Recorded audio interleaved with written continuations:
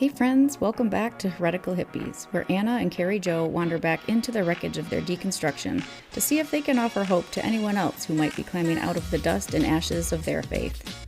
Buckle up, it's about to get real.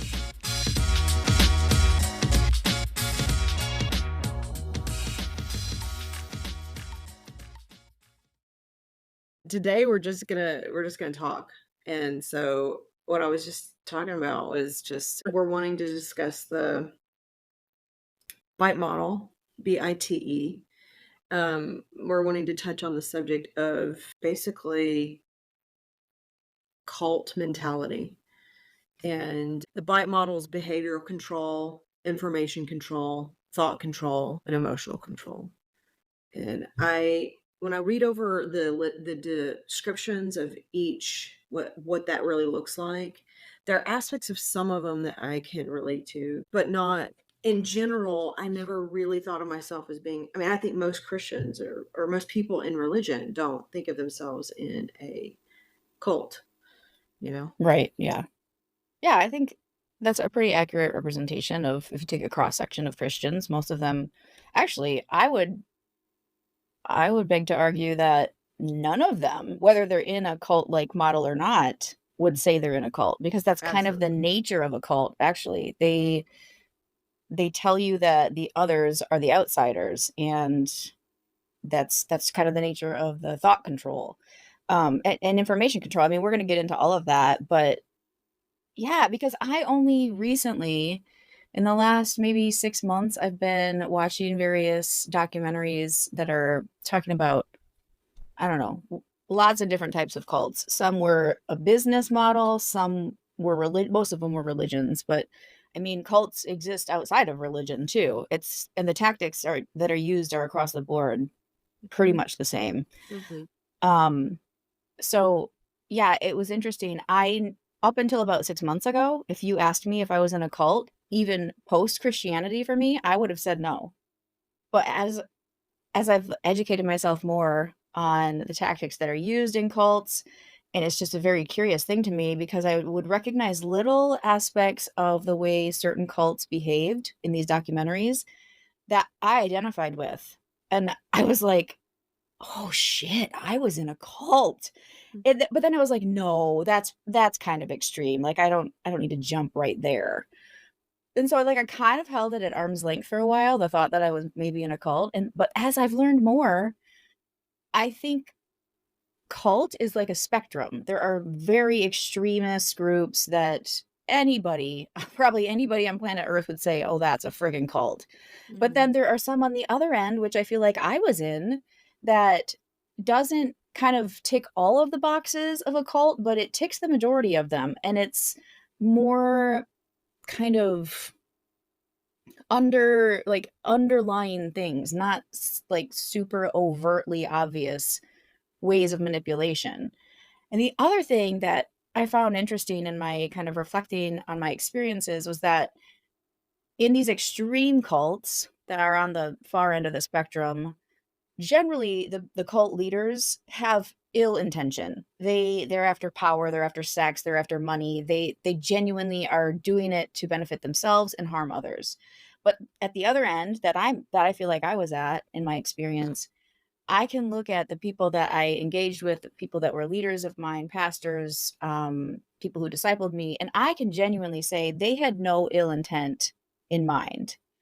Now, not to say that what was being purported and taught and suggested wasn't harmful, because it definitely was, but there was no ill intent on their Sure. part. So I think that's how I feel like, okay, mine was like maybe a diet cult.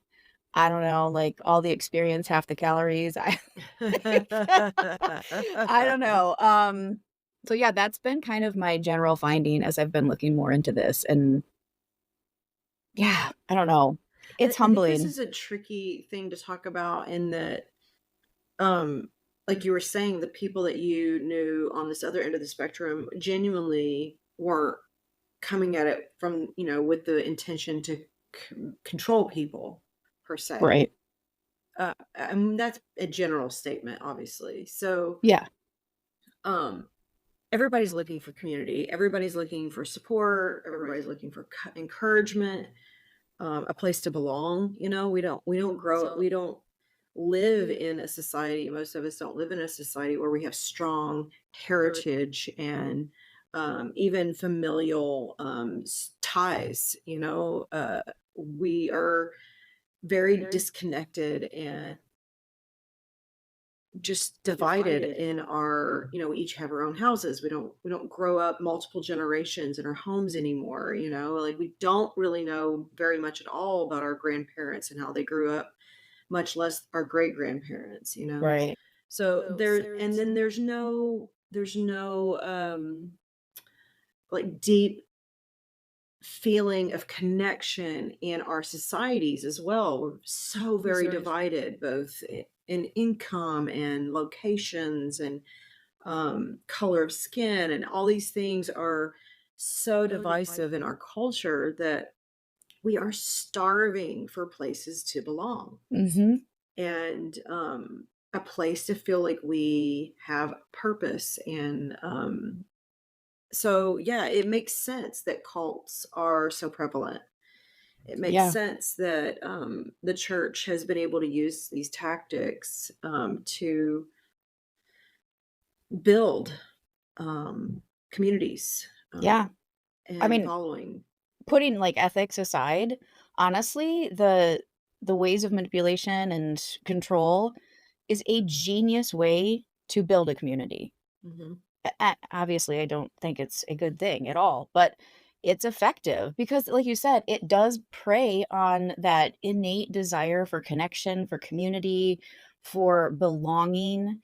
And when I look at my, I'm air quoting, conversion experience in college, I have lots of mixed feelings about that. So I'm not going to go into like why I'm air quoting that. Maybe that's another podcast. But when I look back on that, I was in my first month of college, so, brand new place, don't have friends there.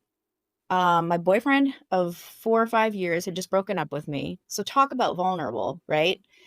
And then I find this automatic built-in loving community within this Christian kind of paradigm. And so, yeah, of course that was attractive to me. And that's something that I've I've used that, like, investigative work of, okay, why was I so susceptible to that? Like, because I feel shameful sometimes when I think back on that. Like, I can't believe I kind of fell for that. But it makes sense because it was meeting all of these immediate needs that I had. I had automatic friends, I had a support system. Um, I belonged. It didn't matter, it didn't matter who you were, where you came from, you belonged. And that's really beautiful. I'm not here to trash the church 100% of the time. There are really beautiful aspects of church and community and Christian fellowship. Um, it's just more like my goal in this phase of my life is to point out the harm that it causes because not every church is a positive influence in people's lives. Not every leader is teaching things that are going to better people's experience of this humanity. Um, so yeah, anyway, So if it you're listening to this, like, you might be thinking to yourself, I'm not a part of a cult. Like, and I'll say from my perspective, um, this is Anna talking. We haven't really introduced ourselves, and yeah, we sometimes that haven't. It's all helps. right. But I can't relate to a lot of the details of this model. Some aspects of it, definitely. Did I see a lot of these details in certain churches that I wasn't a part of? Absolutely. Mhm. My personal experience is not the same as Carrie Joe's, and so that's kind of part of the fun of this conversation is, everybody out there is going to have different perspectives, different experience. So why do we talk about it? Well, because it's a method of control. It's a model that's been used probably for all of time, Probably. you know, Yes. to control the people. And it's probably just a good idea to know and understand when that's happening in your life, even if it's not on a cult like level. Right. Even if it's just in a relationship with somebody that you've been in a long time relationship with and you just don't recognize these patterns. It could be at your work with your boss or any type of situation that is lording over you some type of control. Right. It'd be good Mid-level to. marketing. Mhm. I mean, the it has been shown that various mid-level marketing schemes have used these tactics. Sure. And I mean, not to say that being in a mid-level marketing business is a bad idea for somebody. I mean, you'd have to, Right. reflect on what are their principles, how does it operate, that type of thing. But just being aware, I think, is just going to arm people to go through the world in not in a cynical state, but in a place of knowing where you stand and not allowing someone or something to exert control over you because you don't deserve that. You should have autonomy in your life, and you can only combat that if you're aware of it. Yeah. So, yeah, it's a really important conversation to have. Mhm. So let's go through the model if you want. Sound Yeah. good? Yeah. Okay. Yeah, okay, I'll start with so So I don't know if we first, tell really us where made you it. got it. Tell us where you learned Yeah. about it. Yeah, so this bite model, it was developed by, why am I not finding his name? Hassan, I think is his last name. Dr. Stephen Hassan, Hassan. He's developed this bite model of authoritarian control. He escaped a cult many decades ago, and his life's work is basically educating people, equipping them kind of in a small way what we're trying to do with the information so that they can avoid being sucked into the cult vortex on whatever level that might look like. So we've said bite several times, and it's BITE. So it's behavior control, information control, thought control, emotion control. So we'll look at behavior. And I'll just read through some of these on the list that, I mean, there are 25 on the list. So I'm not going to go through all of them, but I'll read through some that I definitely relate with. Um, Regulate the individual's physical reality. So that could mean a lot of things. That could be like clothing, where you live, that type of thing. Dictate where, how, and with whom the member lives and associates or isolates. I would say that was very prevalent within the evangelical circle. You don't want to get too close to secular people for fear of their behavior rubbing off on you or like them pulling you into sin. Um, and feel free to jump in anytime, Anna, if you have questions or Yeah, something to add. it's basically rules and regulations for who to be around to be in our group, Right. to be connected and in our circle of people. This is who you can who and what you can do.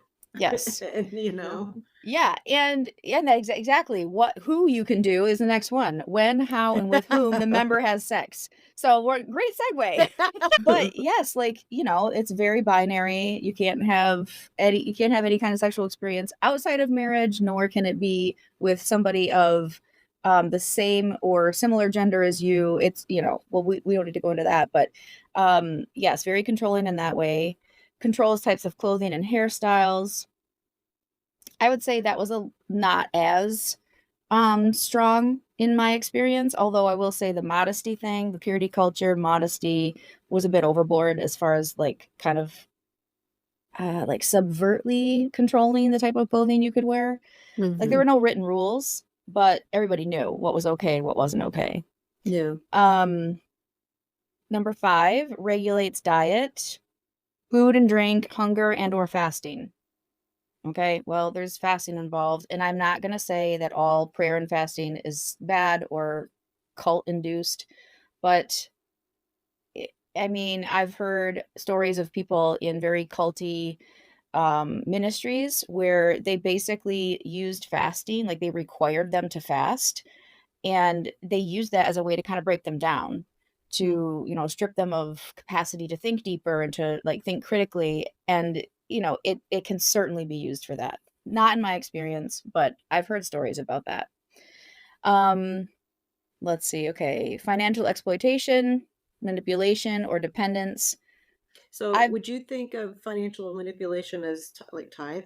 100%. I was just gonna Mhm. say, I've said to people, I wish I could get all my tithe money back to pay for my therapy, because it just, I don't know. And I'm unraveling that right now, so I'm not super articulate in how I feel about supporting ministry, people in the ministry, because I know a lot of lovely, wonderful humans who only want the best for people, that are full-time ministry, and we financially support them, and that's okay at this point in time because I don't have the words, to kind of come up against that in a conversation, but I feel very conflicted in that because even though they don't intend harm, harm is Mhm. being done with the Mm. doctrines being taught Yeah. and the misogynistic type, uh just like a general attitude that runs through Christianity. It's very patriarchal, and that irritates me to no end. But anyway, so yeah. On that note, because of my experience being much or I wasn't in corporate, like I use that term, like corporate meaning large on a big scale with a board of people at a Right. church, like that are deciding where every penny goes, and have a salary that's like written off by the 401(c) or whatever, Yeah, yeah. So, So but I was never really a part. I mean, I affiliated at times in that, obviously we have friends and family that go to those churches, and so we were in and out of those churches, but never committed and quote unquote members. So our experience with Tide was much more on a personal level. So like mhm, when we chose to give our money, we chose to give it to actual people or organizations that we supported, right? right. And because weren't really we didn't have a building, we didn't, we weren't like paying for lights and air at some big huge church. It was all in our homes. Right. But if somebody in the church needed groceries, like we went out and bought groceries for them. It was a pretty on the ground, like grassroots kind of approach to church in a way. But I'm like you said, I still give to a Christian organization that serves communities around the world, World Vision, like Mhm. we've been like giving to them since 1999. Wow. And so I've watched these kids that you sponsor a kid as you watch them grow up, right? Right. And so we're on our like third kid that we watched grow up. And I'm just I'm like, sure. I can't not give to her, because I'm like, Yeah. she's not grown yet. Like when she graduates and she's an adult and she's on her own, then I'll probably pull back. Yeah. But like you were saying, like that you have these people that you still give to, and it's like hard to let go of that because they're still doing good work. There are people out there that are being given food, shelter, water, like they're getting the necessities to live, and that money goes to that. So it's really important that as we talk about the cult mentality, it weaves into this Mhm. so much good that's being done too. Right. It's sometimes really hard to know how to separate the two when you're especially so emotionally connected and involved in the midst of it. Yeah, exactly, because these are humans, these are Hmm. real life humans that you're supporting, and to imagine, removing that support even on a humanity level, like, I wouldn't even want to communicate, "I don't support you," as a human. That's not the case, like, Right. it's the effects of the work that you're doing that I don't support, you know? Right. And so Yeah. that is you can't surgically remove that. It like you said, it's very intertwined, it's really messy. And Hmm. so it's something I've just been thinking a lot about, but it's not a conversation I'm able to have at this point. Hmm. So yeah, I will continue to support, and who knows what that might bring about in the future as far as conversations to have, like Hmm. giving kind of my side of things and my experience and maybe how I view some of what they're doing. And because I want to keep the communication open, I want to maintain those relationships. So at this point, that's just kind of where I'm locked in. But Sure. yes, financial exploitation for sure. Restrict leisure, entertainment, vacation time. I You wouldn't say I experience saw that? this. What's that? Did you experience that? Um, I would say, like, in a diet way, in a very, very small Uh-huh. way. Okay. Only but not in, like, a written expectation type of way. Uh-huh. Like, restricting leisure and entertainment, for sure, because there were such strict like I said, unwritten expectations of what type of music you should be listening to, what types Mm. of shows you should be watching. I mean, if there was like any swear word in a show, okay, well, maybe not any swear word, but like F bombs or, gratuitous sex, which I still don't love watching that, but whatever, like language doesn't bother me at all now. Like I would have turned it off at the first F bomb. Like, oh no, Mhm. I'm out, I'm done. I don't want that to rub off on me. So yes, for sure, restriction of leisure and entertainment. Vacation time, not so much, but I would say there are a lot of expectations, especially on women, in, like you said, I like that corporate church setting, to be constantly volunteering. You're putting on women's brunches, you are volunteering for the nursery. I mean, I remember they wanted me to volunteer for the nursery because I had 3 young kids that were using the nursery. Okay, I kinda get that. Like, take your turn, right? Like, everybody pitches in. But they wanted me to be, like, a regular, and I'm thinking, "I'm not coming to church to sit with other people's kids." Like, I wanted to come to church to hear the message and to worship, and plus, I don't even like kids. I like my own kids. I do not like other people's kids. I call it what it is. That's just how I am, and I'm just like, "This is the worst." This is like I felt like I was in hell at church, like, having to do that. It was terrible. So, in that way, like, yeah, when you are signed up for these things, it can interfere with vacation time. And it's not like they're saying you can't take vacation, but it was kind of like a weird backdoor way of limiting those things.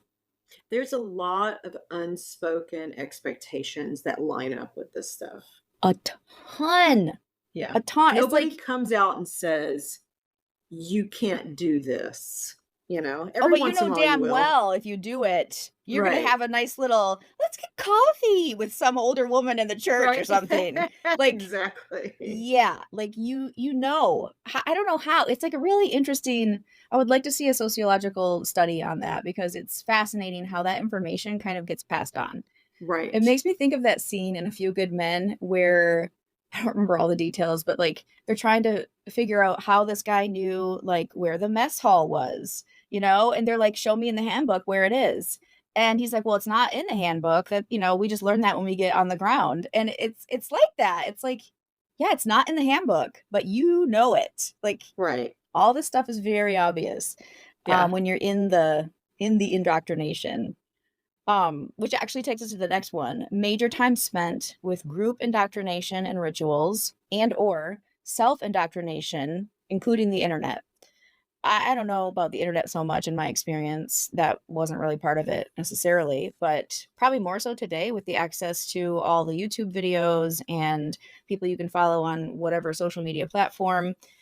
I mean, the church in Redding, California, Bethel, they have like their own app, they have their own, of course, YouTube channel, and they very much censor what their people can expose themselves to.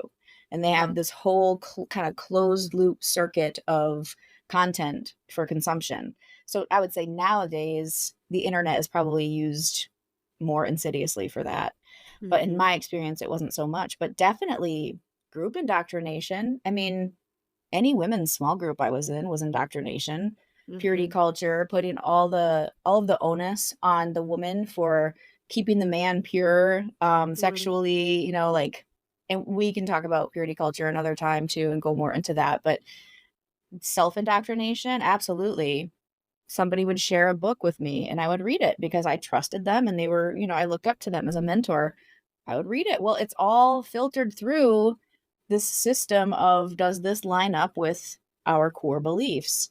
Mhm. And I remember specifically being told not to read anything by Rachel Held Evans, that she was a heretic. And we talked Mhm. a little bit about this in the influential resources podcast, but she was so refreshing for me. I'm so glad that I finally just said, "You know what? I've already crossed the line. I'm just gonna read it." Mhm. Um, and yeah, so, like, the indoctrination it's deep. It runs really deep, and it's something that I feel like I combat against on the daily.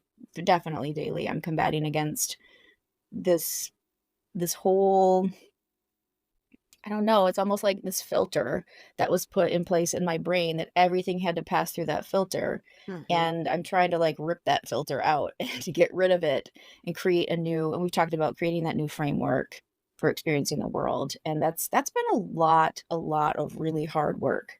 Mhm. Yeah, It is a brainwashing. Like, absolutely, it's this 100% is brainwashing. I don't even know if we've used that word yet, but and so I can see it both in myself and mainly myself and my husband and other family members too well, I'll just speak for few of my kids and stuff too that have grown up in the church.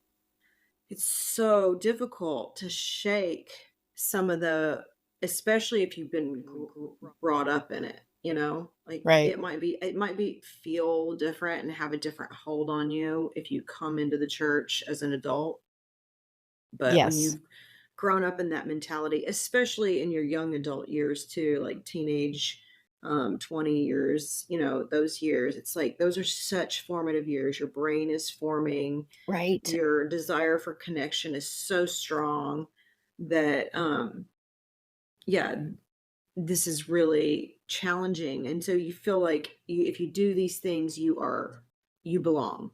If you do it this way, if you believe this way, if you support this way, if you talk this way, then you belong. Yeah. And to find yourself on the other side of that, I still catch myself sometimes hesitating when I go to think about something a certain way, It's Right. like, "Wait a minute, what do I really think about that?" Like, it's like I hesitate, and, I see it in my family all the time, Mhm. and, sometimes even so much so that it keeps us stuck in some Mhm. areas of our growth, like, can't get past this, Right. Right, like you're spinning your wheels. Mhm. Yeah. I think that's probably a normal experience, to be honest, because, our brains are plastic, and we know that now with all the neuroplasticity research and whatnot, but it's really hard. I mean, like I said, it's really intentional work to focus on rewiring those neural Mhm. pathways. And I think too, like we are limited as humans. We can't just snap our fingers and say, "Oh, I'm going to rewire everything," and now I think this way.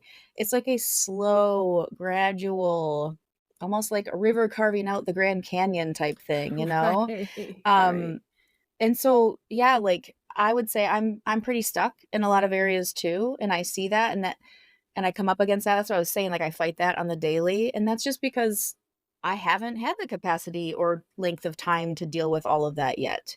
So it's Mhm. like this continual unfolding, I guess, of just making like itty bitty steps of progress. And it's hard because that's difficult to celebrate because it's not very quantifiable. Mhm. And yeah, it can feel frustrating at times. I've noticed that some of my friends that have deconstructed have been able to just walk away from Christianity and they don't do a lot of deconstruction. It's like their deconstruction process was a lot shorter than Hmm. mine. And Yeah.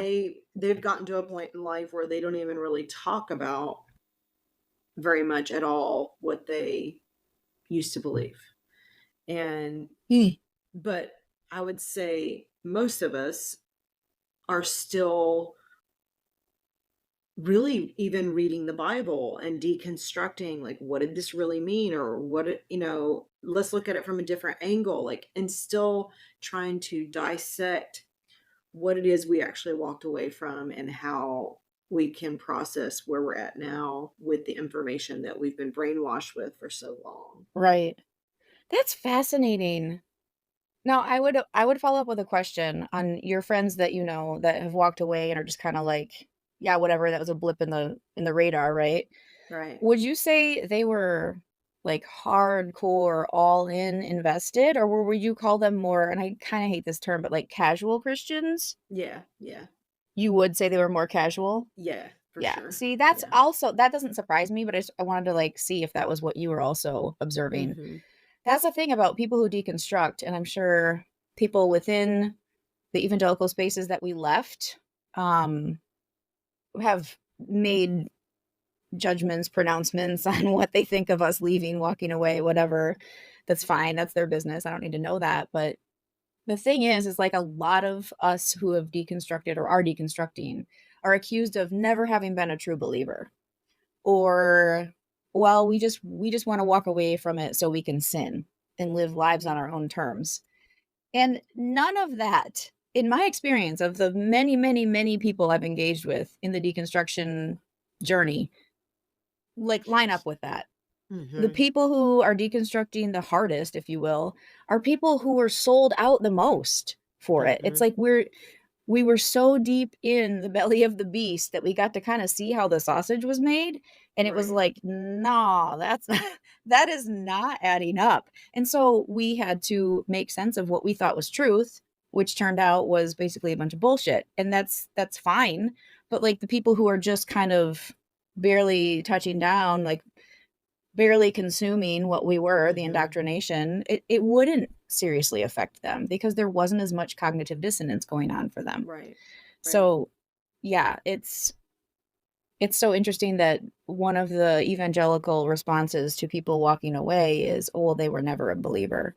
Right. And then I have at times thought, like Paul says, like I was the most devout person ever, right? Like when he's talking about killing the Christians as a Jew, like he just wanted to get rid of them.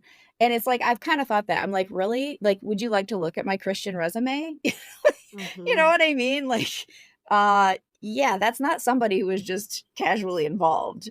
Mhm. Um, but yeah, I haven't personally had anybody approach me or specifically state to my face that, well, you must just have never been a believer, a true believer, But because people think it.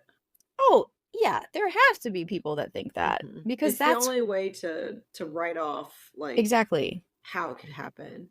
Otherwise, it'd be some personal responsibility on their part to investigate why, you know? And And that's just a canned answer to get them off the hook, right? exactly. And also it puts salve on the wound that they could happen to them. Like if it could happen to her, it could happen to me. Right. Like because Mhm. that's what I'm saying. Like the people like you and myself who are deconstructing, we were 189% in, like we were more than all in. And people look at us walking away and they're like, kind of like inwardly, oh shit. If they walked away, then what hope do I have if they're Mhm. not as invested as we were? But Yeah. yeah, it's fascinating. You posted on our Heretical Hippie page a post from it's on Instagram that said, interesting how for many of us, our deconstruction and eventual exit from Christianity started wanting to know God more seriously than ever before. And I would like, I've heard, initially when I was first deconstructing, there wasn't near as many, I mean, I didn't know people that were deconstructing. I mean, Right. only a few, right? And the more I have connected, reached out with people that have and are, um, I find that to be very, very true. Like the Mm, people that I know were all in, you know, yep. 100%, like you said. If there could be more than 100%, they were there, Right. and and now they're in a different place, and so that was a little bit comforting because for me, it was like, am I, when I was deconstructing, I was like, what is wrong with me? Did I really, I doubted myself. Like, did Mhm. I not give 110%? Right. Like what piece am I Um, missing here? right. Yeah. And I think, and I mentioned this in my story too, like, I got to a point in my faith where I literally said to myself, either I'm doing this wrong and I'm completely ignorant to some aspect of Christianity that's not being taught to me, or I need to walk away. Mm, And I decided to go deeper with my Christianity. And that's when I took the route of going deeper into learning Hebrew and the Hebrew culture and trying to understand the history and the context of the Old Testament to better understand the New Testament. And I just dug deeper. I was like, okay, well, I can't just back out now. Like I've got to try right. one, like it was my last ditch effort. Yeah. I could have done that though the rest of my life. I could have given last ditch because there's always something more to learn. There's always a Mhm. new perspective to take on it. And I could have been digging my heels over and over and over to try to make this work. And I finally got to the point where I had to ask myself if that's what I wanted to live my life doing. It's like, wait a minute, am I actually walking out this faith now? Or am I just living my life trying to figure out if it's actually true? You Hmm. know? So that's And interesting. You had actually very conscious moments of deciding which direction you're gonna go. Is that what I hear you mhm, saying? yeah, absolutely. That is very different from my experience. Mm, I kind of found myself after we moved to Florida, Hurricane Ian hit and devastated. It was like a handful of months after we moved, devastated the shore. And I remember like I was this was 2021. I was still in the phase of I'm gonna pray that God will move that storm, mm, that it changes course or like some warm front comes or whatever, whatever it takes, to move it out. And of course that didn't happen. It hit like it was expected. And so many people died and so many people lost everything and lost pets. And I mean, it was just devastating. And that was something that kind of was the straw that broke the camel's back when it comes to petitionary prayer. I had battled with petitionary prayer for my entire Christian experience. It just never made sense to me. The things that I'm air quoting, God decided to answer, and then God decided not to answer. It right. just never made sense. And but I kept praying. I kept praying because I convinced myself that prayer was effective. The prayer of a righteous man is powerful and effective. And there's Mhm, more manipulation and control. You have to remain righteous in order for your prayers to be answered, right? Um, and that just was not the case. Like I did everything I could to live uprightly and wanting my prayers to be answered, praying for good things, and then they didn't happen. And then I feel like at that point, I didn't consciously decide, like, I'm done. This is stupid. But I did kind of throw my hands in the air a little bit with when it came to prayer specifically. I was like, well, I have a subset large enough now to see that mhm, when I pray specifically for something that's good and life preserving, and it just doesn't happen. So I'm kind of mm, like, does this isn't even a thing. mhm, This is just something that I was told to do, and it's clearly not working. And it was just like this kind of like we've used this phrase before, it was a slow drip for me. mhm. This like I doubt this and then now I doubt this and anyway, it did speed up at some point and now I feel like I'm kind of on the fast track. Right. But I never made a conscious decision. That's really Mm, interesting to be like, you know what?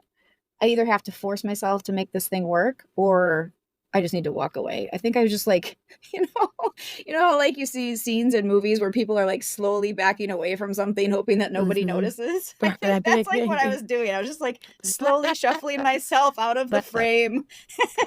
I don't want to be part of this anymore, but I don't want to make a grand exit either. Yeah. um, yeah. I mean, So I think it was both and for me.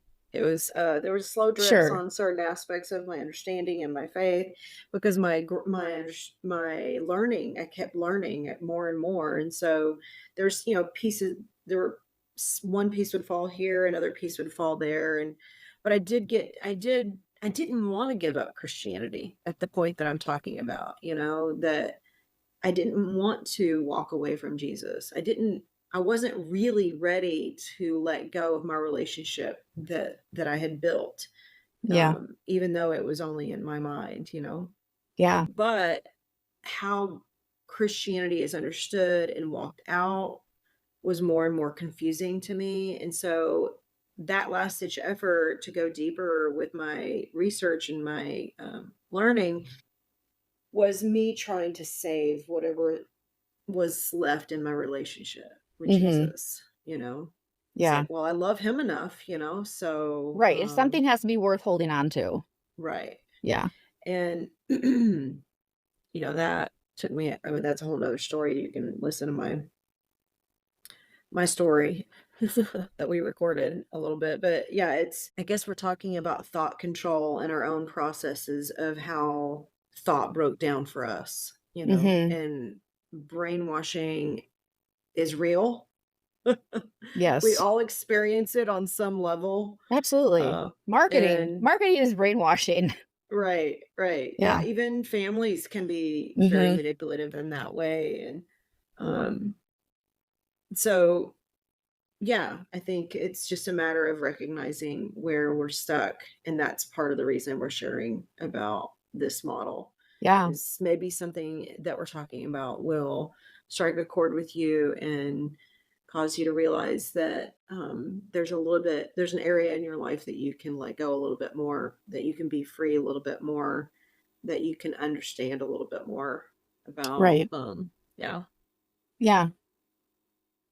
Well, okay. There are a few more on this list that I want to identify as personally experiencing. There are some very extreme things on here, like torture, rape, murder. Okay, obviously, I do not relate to those. Hmm. There are a few more that I'd like to go through, and then I think after we finish the behavior control, we'll wrap it up, and then we'll just do a series of conversations about the various controls Oh yeah. in the bite model. So next for me on the list would be rewards and punishments used to modify behaviors, both positive and negative. And this can look very, very, what do I say, like benign, excuse me, non harmful. But I will say, like, showing up to all the services, volunteering for this, that, and the other thing, like, there's an in crowd in the Hmm. churches. There's Hmm. definitely like the popular kids. So I would say socially, there were rewards. And then the punishments would be hey, let's grab some coffee. I want to Hmm. talk to you about what's going on in your life lately. The kind of reining your own in. Hmm. And yeah, we've talked a little bit about that, but that definitely was something I experienced. The next thing that I also experienced was discourage individualism and encourage groupthink. And for me, I always felt like I was like butting up against this, like running into a wall because I'm very individualistic. You can't tell me what to wear, how to express myself. That was something I constantly battled with. And that probably irritated me the most in the silliest way, I guess, in the lightest way. That was one of the things that irritated me the most. Um, and again, those were rules and regulations, if you will, that were not on paper. They were not in the handbook. It was just everybody knows what's acceptable and what's not. And the way you knew that is you would hear the way people were talking about those in the group who were stepping outside of the expectations. So it's just this whole kind of cultural milieu that is being expressed within the group. So 100% experienced that. Impose rigid rules and regulations. Yeah, we've already touched on that many, many times. Let's see. And kidnapping, no. Separation of families, that sounds really like grotesque and extreme. But I will say there were certain circles that I was running in at different points where if your family members weren't agreeing with you doctrinally 100%, or like, they were holding beliefs that were quote unquote harmful or dangerous to your own theology, then you were encouraged to maybe limit exposure to them or like kind of treat them as if they were someone secular, right? Because again, you don't want them to wear off on you. Hmm. So, yes, that would be the last one on the list that I identify with. And weirdly enough, it's situated right in between rape and imprisonment. So, that's actually listed with the extreme things. But again, it was the diet cult experience for me. So, yeah, behavior control, honestly, it really pisses me off to Hmm. think that I relinquished so much autonomy to people who I like to think had my best interests at heart. Like, I think that was their intent, but didn't care enough to look at the fruits of it, or maybe were just willfully turning a blind eye to the fruits of it because in general, the people in charge were men. Hmm. And the way they were indoctrinating women only chose to serve it was only serving them in the end. You know, like if you have a submissive wife, if you have a wife who's willing to, you know, give you whatever sexual thing you want at any given time, then they're winning. Women aren't allowed to teach. Like there's all these misogynistic teachings and within the indoctrination that, of course, if you are especially a white male in the ministry, of course you're going to continue to teach and preach those things. Whether you know it or not, you are 100% benefiting from that. That's true. And again, it's that unwritten thing, that unspoken thing. Like they probably couldn't even articulate what those teachings might produce, but they are definitely experiencing all of the benefits of it. And so That's that's their lived experience. So they don't know Yeah. any other way. Yeah. And yeah, There's a I don't lack know. of genuine empathy. There's a hierarchical system that lacks, I mean, and I'm not saying hierarchy in it of itself is evil, but the system within the church, you know, this is my role, this is your role. Mhm. And it's that way because God designed it that way. That type of thinking is um very, oh, what's the word? I have so many words coming to mind. It's obviously just wrong, you know, in so Right. many levels. And um, so it's really just a matter of like, there's a lack of empathy to understand, to put yourself in that other person's shoe, or a lack of equality, really, Right. you know. But and if you're not seeing yourself as equal to that other person, then it's you're gonna quickly try to figure out what part they play, you know, Yes. and then put them in their place. Right.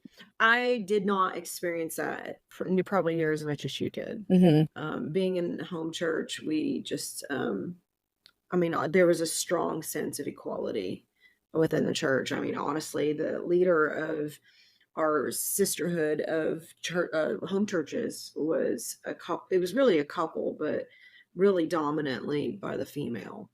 Mhm. That's So beautiful. yeah, no, it was in so many ways. I still look back on it and um, just appreciate so much about what I learned in that time. And it wasn't always bad, like what we've talked about. It wasn't always the bad things that pushed. I mean, I look back on my time in the church as um, I was talking to a friend about this the other day, and I gave a couple of different analogies. One was kind of like with Santa Claus, you know, when you're younger and you were believing that Santa Claus was real, you had a good time with it. Right. You Right, know, exactly. you enjoyed it. And then when you found out he wasn't real, it was a real bummer, right? Right. But then you learn to see it in a different light and watch other people enjoy Santa Claus, and know that eventually one day they're gonna realize he's not real, you Right, right, know? exactly. That's really cool. I like that analogy. Maybe that'll help me be a little softer when I look at people still caught up in the system, you know, like Mhm. enjoying it, I guess. Yeah. Let them enjoy it while they can. And I guess if they die believing in Santa Claus, that's cool. You know, like if it served them in their life, great. Right. Um, but yeah, for me, it's the harm. That's what I'm coming against. Sure. That's what I want to help educate people so that they can take a look at their experience or maybe even try to make sense of what they experienced just a little bit more. Hearing that, oh, somebody else had that very similar experience. Yeah. And yeah, that's what I love about our conversations is that yeah, like we can shit on this, that, and the other thing. I mean, we can do that to any topic. But in the end, like what we're really trying to do is offer that hope and that camaraderie and that you're not alone. It's going to be Mhm. okay. You know, hold each other's hands and move forward. So, Sure. The other thing, though, the other analogy I shared was that I kind of liken my time in Christianity to my high school years. And, you know, I look back on it and like, there's a lot of things I hated about high school, you know, yeah. and I still look back on and just cringe about. And there are some things about high school that I had to go through those really difficult times in order to be where I'm at now. You know, Right. like obviously I had to graduate. I mean, I thought I did at least had to Yeah. graduate from high school to be able to be where I'm at now. So I think it's in a way a stepping stone, and in how, like anything, I think that we're in this evolutionary process as a species. We're obviously, as a collective, we're our mindset as a people, as a human species, are is more and more being connected by this the internet, that we are thinking more and more alike. And I think that's why there's this huge influx of people coming out of the church, because there's more and more information for them to find and to learn, that helps them to see a bigger picture and understand what they're coming out of. And I'm hoping that's what our podcasts do, that we're just a small part or a big part, whatever. It's a part, and it Right. doesn't matter what the size is. What matters is that you and I are doing what we love to share with other people what we're learning, and maybe it'll make a difference. Yeah, I agree. That's why I love this. I love that we get to do this. I think that's gonna wrap us up for this episode, and we'll have, subsequent episodes. So today was on behavior control. The next episode will be information control, and then thought control, and emotional control. So stay tuned for the follow-up episodes, and in the meantime, peace out, MFers. Well, friends, that wraps up this heretical episode. Thanks for listening, and be sure to rate and review our podcast and share with anyone who would be encouraged. See you next time.